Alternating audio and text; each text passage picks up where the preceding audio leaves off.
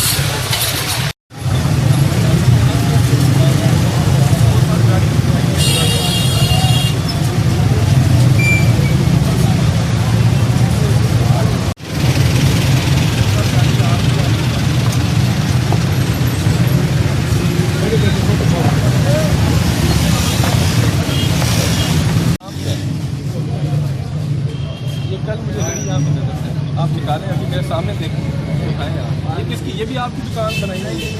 ये निकालो, तुम रेडी निकालो, मेरे सामने निकालो तुम। ये किसकी? इसको यहाँ से निकालो। इधर क्या क्या है? पूरा ट्रांसपोर्ट रोड आपकी वजह से डिस्टर्ब होता है।